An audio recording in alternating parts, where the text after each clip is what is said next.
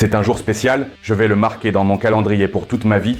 Je suis heureux d'être ici, je considère cet endroit comme ma maison. Le lien avec Madrid n'a jamais été rompu. Et quand je suis arrivé à la base il y a 1h30, ce sentiment est revenu en moi. J'ai l'impression que c'est le début d'une nouvelle ère. Lundi, Xabi Alonso a été officiellement présenté comme le nouvel entraîneur principal de Madrid et a donné sa première conférence de presse. Dans cette vidéo, nous allons discuter de la vision qu'Alonso a pour le nouveau Madrid, ainsi que des transferts qui pourraient avoir lieu très prochainement. N'oubliez pas de liker et de vous abonner à la chaîne. Je vous remercie. Et c'est parti. Voici donc quelques photos de la présentation. Xabi Alonso est revenu à Madrid en tant qu'entraîneur et a signé un contrat de 3 ans. Puis il a donné une conférence de presse où il y a eu plusieurs moments très intéressants. Nous voulons comprendre quand et comment presser haut mais avec contrôle. Il est également important de savoir lire les situations, quand il faut aller de l'avant et quand il vaut mieux reculer. Mais dans tous les cas, nous voulons jouer de manière active et ambitieuse. Nous avons des joueurs capables de le mettre en œuvre.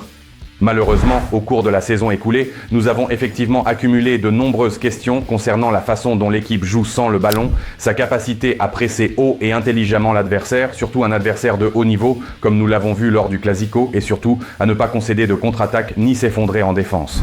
Xabi Alonso va essayer de corriger cela, et voici une autre précision intéressante. Mon idée est de contrôler le jeu aussi bien avec le ballon que sans lui. Nous devons être proactifs. Ça sonne bien, n'est-ce pas ? Un Madrid prêt à presser n'importe quel adversaire et en permanence, ce serait spectaculaire. Si Xabi Alonso parvient à faire jouer son équipe de cette manière, j'ai lu les avis des supporters madrilènes et certains d'entre eux sont complètement ravis. Alonso va obliger nos joueurs à vraiment mériter leur salaire. Certains ne tiendront pas le coup. La vitesse du Real Madrid la saison prochaine, ce sera quelque chose. J'ai hâte. La paresse, c'est fini. Alonso va l'éradiquer chez les joueurs. Alonso possède des milliers de méthodes que les joueurs du Real Madrid n'ont même jamais vues. Un peu plus tard dans cette vidéo, nous parlerons des transferts à venir justement pour Xabi Alonso afin qu'il puisse mettre en œuvre ses idées d'entraîneur sur le terrain et avoir les joueurs adaptés pour cela. Mais pour l'instant, je vais vous poser une question très intéressante. Croyez-vous aujourd'hui que Xabi Alonso réussira vraiment à faire travailler Mbappé, Vinicius Junior par exemple, au pressing? Ou bien n'y arrivera-t-il pas, comme cela a souvent été le cas pour Carlo Ancelotti cette saison qui s'achève? Écrivez votre avis dans les commentaires. Je lirai vos réponses avec plaisir. Jude peut être exceptionnel à n'importe quel poste car c'est un joueur exceptionnel. Sa percée est celle d'un joueur de la nouvelle génération.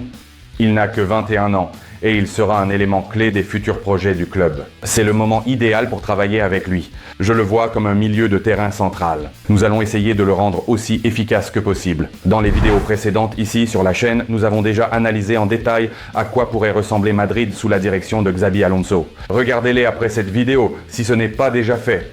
En attendant, je vais brièvement rappeler à quoi Madrid pourrait vraiment ressembler. Courtois dans les buts, 3 défenseurs centraux, disons Rudiger, Asensio et le nouveau venu Essène. Sur les ailes, à droite, Tran de Liverpool, à gauche, Carreras, dont nous parlerons très bientôt. Au milieu de terrain, Fed et Tchouaméni, Jude devant eux. Et voici les deux attaquants, Mbappé et Vini Junior. Les entraîneurs dépendent des joueurs et je pense que nos joueurs sont d'un très haut niveau. La tâche consiste à construire une équipe à révéler leur potentiel et à atteindre l'unité. Si nous travaillons ensemble, nous avons une force énorme. Carreras n'est pas encore joueur du Real Madrid, même si nous l'avons déjà mis dans la composition. En fait, l'accord doit être conclu cette semaine. L'achat de l'arrière-gauche de Benfica est une priorité pour Madrid. Carreras a 22 ans, Xabi Alonso a besoin de lui, il est d'accord pour le transfert et le montant de la transaction est d'environ 50 millions d'euros. En même temps, comme toujours, les Madrilènes ont leur propre point de vue sur les joueurs et nous pouvons aussi en discuter. Voici l'un des doutes des supporters et une autre proposition de transfert pour le flanc gauche de la défense. Si nous parvenons d'une manière ou d'une autre à recruter Grimaldo du Bayern, ce serait mieux que Carreras. À mon avis, Carreras n'a pas encore assez d'expérience pour être le latéral gauche titulaire à Madrid et nous avons besoin d'un arrière gauche offensif stable, fiable et de qualité. Je ne vois pas en lui une amélioration significative par rapport à Mendy ou Fran Garcia. C'est plutôt un pari risqué. Il n'a pas encore prouvé qu'il était prêt à être un titulaire. C'est aussi un point intéressant. Qu'en pensez-vous concernant Carreras? Et si vous ne le connaissez pas encore, je vous conseille de le découvrir dans une application spéciale où vous trouverez toute la carrière de Carreras, d'autres détails de sa biographie, ainsi que de nombreuses statistiques sur ses performances avec Benfica et surtout les dernières actualités. Si ce transfert se concrétise d'une minute à l'autre, cela vous sera très utile. Vous trouverez le lien dans le commentaire épinglé. Téléchargez l'application et vous serez au courant de toutes les dernières actualités. Et une grande quantité d'informations est à votre disposition. Et encore quelques nouvelles concernant les transferts. Marca rapporte une incertitude concernant 2 joueurs. Ceballos restera-t-il ou devra-t-il partir? La question d'Henrique est également en cours de résolution. Au sein du club, on estime qu'il serait judicieux de prêter le jeune Brésilien afin qu'il puisse jouer plus souvent. Honnêtement, à mon avis, cela aurait dû être fait justement cette saison, au lieu de le laisser constamment sur le banc des remplaçants. D'autant plus que Madrid souhaite récupérer son joueur formé au club. Nico Paz a réalisé une bonne saison à Como, en Italie, inscrivant 6 buts et délivrant 8 passes décisives. Je rappelle que l'Argentin n'a que 20 ans, il a passé 8 ans dans la structure du Real Madrid, et bien sûr, il peut être rapatrié pour seulement 8 millions d'euros. C'est une option de rachat. Il semble que ce serait une bonne et juste opération.